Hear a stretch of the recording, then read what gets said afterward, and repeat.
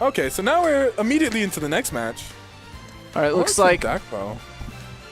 Yeah, Dakpo here teaming with Orex, a rift.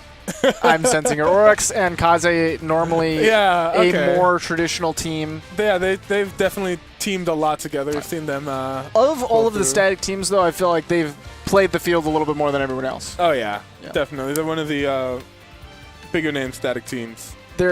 They're like static with an asterisk because you know that they're like, if they team together, you're like, oh yeah, they got a lot of experience with each other. But if they team with anyone else, you're like, oh yeah, no, that makes sense. Yeah, like yeah. Like the past couple of weeks, Orex has been teaming with Austin. It's like, oh yeah, that makes sense. That's, of course. He's like, oh, two really good doubles players. So seeing them face off in bracket isn't unusual. Yeah, it looks like it's going to be Luigi Peach, which is interesting.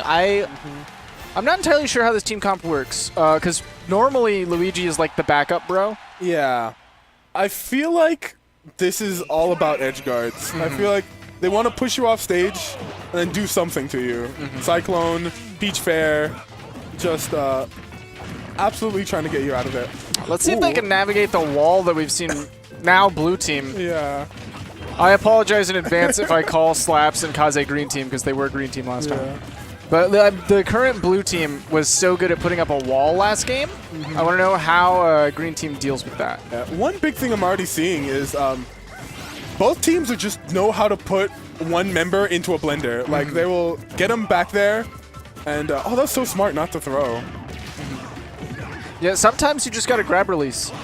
Sometimes you know that they're waiting for your throw with maybe a hitbox, and they come in afterwards. Throw timings are very important in dubs. Oh my god, that was a really sick punish. Yeah, great punish on the regrab. But a lot of times in dubs, throwing is just so much more risky than in singles, because in singles there's no risk. I just get a free follow-up. I've got you. It's my neutral win. Yeah. Alright, Kaze doing his one-player follow-ups out here. Yeah. If you got the time, they can still be lucrative. That's smart. Yeah. Yeah. I definitely was not expecting Slaps to do a reaching. Oh, that's it. That's wild. Dakpo with the cheesy coin, too, just to boot. Yeah. That's one thing about Ike, is recovery if you get him in the wrong spot. Dakpo has gotten... the fact that Ryu said what afterwards so audibly, I agree. Dakpo has gotten so many, like, out-of-nowhere kills. It wasn't like setups with his partner or whatever. He punished a regrab and got 2 silly edge guards. Yeah, definitely. Like I said, I feel like Dakpo is definitely super deadly off stage, and then with Luigi, it's just even more so. Really smart drift by Orex in that situation to avoid the Aether. Oh no! Yeah, trying to punish didn't properly time. Yeah, got the throw armor through that. Oh my god! Oh, okay, that was really smart. Kaze pushed him off stage so that he gained his mobility back. Yeah. Oh, that was a great SDI. Just one up tilt, and he was already behind him. That's what I'm saying. That's what you can do to avoid slowly walk to the ledge to Ike down air. There's counterplay. Yeah. Ooh. Okay. Yeah. Reaching for that. Oh, a bit more friendly fire this time around for blue team. Yeah, unfortunate. Trying to come in and punish Dakpo, but... Alright. Going for the wall. Oh, wow. Nice recovery. Okay, and look at this position that they've assumed. Once Kaze grabbed the ledge, you see one player cover roll and neutral get up.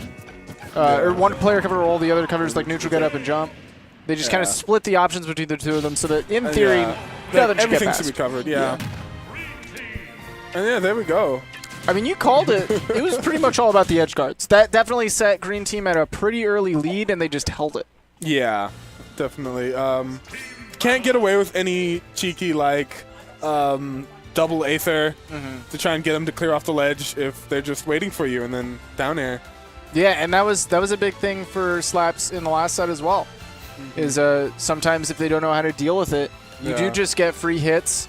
It can force the opponent to tech in situations where they're not ready, and then suddenly his partner is there and can get a follow-up off of that, and you're like, dang, I was just trying to get this guy. I was trying to do my classic ledge trapping, but this double situation, not looking good. So let's see some discuss. I like to see some discussion. Yeah, the strategizing, trying to figure out something. Wonder if we might discuss characters, but nah, Kaze's going to stick with it. Probably for the benefit of Slaps. Just the shock of swapping characters for someone you're not totally static with. Even if you're comfortable with multiple characters, having your partner also be comfortable with you being that character in that moment. That's definitely a consideration. Yeah, I really thought of that. Yeah, because the synergy can totally like... Oh yeah, because they were getting such good follow-ups. And then now it's all new angles, all new moves. And all new neutral as well, playing around where the hitboxes are and that. So they wanted to keep it the same for this game too, see if they can just adjust their game plan, maybe play a little bit safer off stage, try to control the on stage a little bit better. Right now they look like they're going in. Maybe want to press their advantage. They got bigger hitboxes. Yeah. So going down from there. Alright. I was very scared for Slaps in that moment. Getting knocked off stage at the same time as someone else. Okay, there's the super armor saved him. Yeah. I was worried about him getting coined, but it looks like the animation got far enough. He still took a ton of damage for that though. Oh yeah. Like getting sweet spot, even in the air, does like 20%. Look at like sitting at 135. Still holding on to the stock though, unlike Orex, who has dropped and taken some damage. So a little bit of a lead for blue team. Ooh, yeah. Getting too aggressive there. They both that was really smart. Swinging hitboxes and they clanked. It's really smart that Kaze knew my partner's invincible. So not only can I throw out this hitbox here and cover some space, but it lasts a little bit longer as well. Okay, going for fall up here.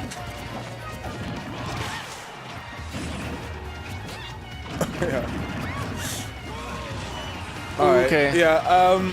Okay. There. It was worthwhile there to go off stage. It was risky, but more situations like you were saying earlier. Whenever one of the blue team gets hit, the other guy's there, ready to help him out. And even off stage, if someone's trying to recover, you got to give them, clear the landing path. Yeah. Oh yeah. And green team's doing a pretty good job of either separating them or meeting them on their terms. Like they've been getting those nice 2-on-1 conversions, even though the other partner isn't even off stage. They just catch them and do their as quickly as possible. Try and get a follow-up. And look there at the fireball coming through to interrupt the throw. No.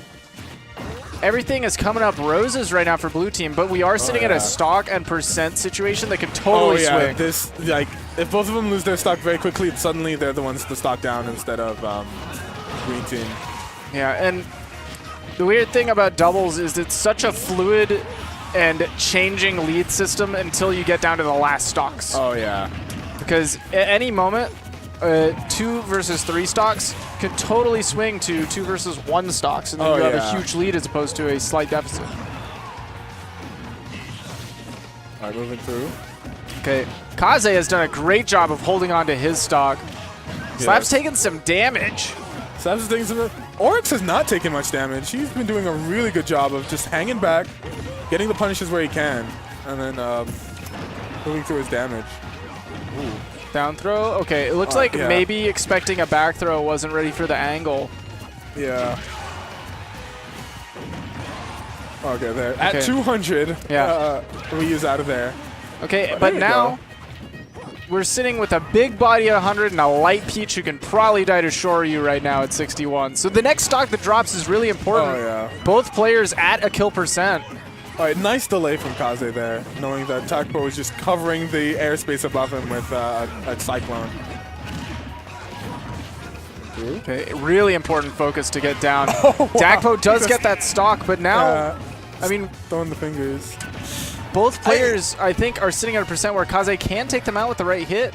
I think if he had a bit, maybe with a bit more rage, or definitely Peach now. Yeah. The thing is, Shoryu, while it's not super unsafe, in a double scenario here, if he throws it on Peach and Dakpo's in the right spot, he could absolutely kill for it. But there, he just sort of throws it in hopes.